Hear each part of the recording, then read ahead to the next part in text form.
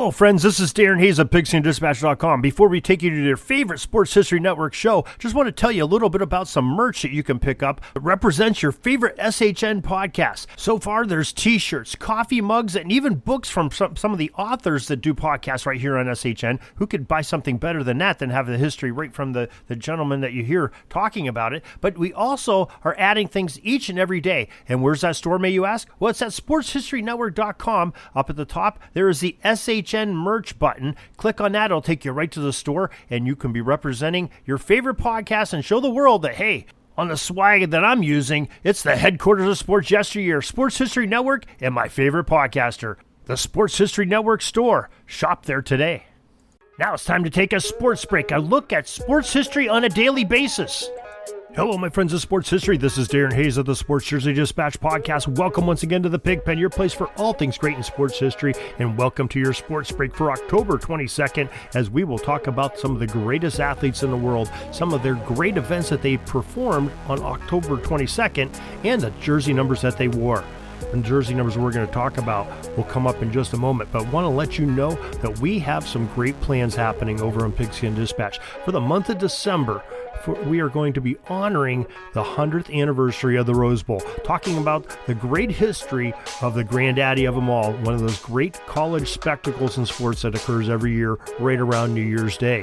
Now, we have not going to do this alone. We have some great historians and authors lined up. They're going to tell us some great components of Rose Bowl history, and I think you're really going to enjoy it. It's going to be quite an adventure the whole month of December to look forward to on Pigskin Dispatch.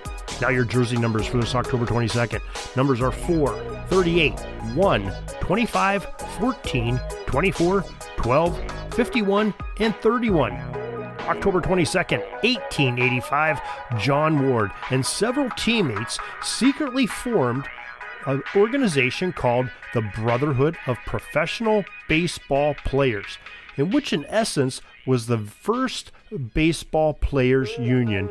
First time that that group organized to have some rights on the field. October 22nd, 1966, ice hockey legend, number 4 for the Boston Bruins, Bobby Orr, scored his first career goal. It was against the Montreal Canadiens. October 22nd, 1972, in the World Series, the Oakland Athletics defeated the Cincinnati Reds 3-2 in Cincinnati for a Game 7 4-3 series win. The A's first championship since 1930, the first in Oakland. The most valuable player was the A's catcher, number 38, Gene Tennis. Now, if you remember, the Athletics started off in Philadelphia, were in Kansas City, and eventually made their way to Oakland. October 22nd, 1974, the New York Yankees traded outfielder Bobby Mercer, who wore number 1, to the San Francisco Giants for outfielder Bobby Bonds, who wore number 25, both with the Giants and with his career in the Yankees organization. October 22nd, 1975, again a World Series game, and again the Cincinnati Reds, only this time they defeated their opponent, the Boston Red Sox, 4-3 at Fenway Park for their Game 7 win and a 4-3 series victory. The most valuable player was Red switch hitter number 14, Pete Rose.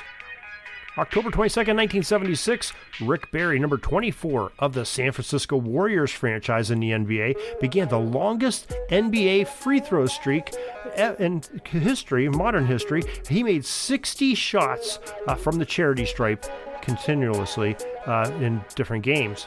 October 22nd, 1984, future Pro Football Hall of Fame quarterback Ken Stabler, number 12, the Snake, retired after 17 seasons in the National Football League with the Oakland Raiders, Houston Oilers, and the New Orleans Saints. October 22nd, 1996, New York Yankees Bernie Williams, number 51, hit a record-tying 7th postseason home run as the Yankees tied a record of 6 straight postseason road wins en route to a total of 8 on that miraculous 1990s team that they had. Quite a dynasty they had going there once again for the Yankees.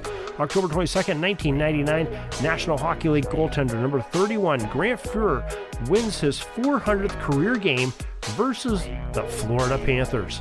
And that is your sports break and your sports history for this October 22nd. Glad you could join us once again, and we hope you join us each and every day for some more great sports history.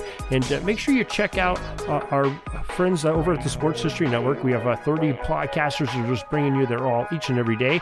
Also, our websites, Pigskin Dispatch, JerseyDispatch.com, to see all this great sports history and football on the Pigskin side. So, till tomorrow, everybody, have a great sports history day. This penalty kill is almost over. I got to get back out on the ice. But thanks again for joining us for another great edition of Sports Jersey Dispatch Podcast. We'll see you tomorrow. We invite you to check out our websites, JerseyDispatch.com and PigskinDispatch.com. Not only see the daily sports history, but to experience the preservation of great events and people that play the games. Find us on Pigskin Dispatch. It's also on social media outlets of Facebook, Twitter, Instagram, and don't forget the Pigskin Dispatch YouTube channel. You get all your daily sports history. Pigskin Dispatch is happy to be associated with the Sports History Network, the sports headquarters of yesteryear, found at sportshistorynetwork.com. This podcast is part of the Sports History Network, your headquarters for the yesteryear of your favorite sport. You can learn more at sportshistorynetwork.com.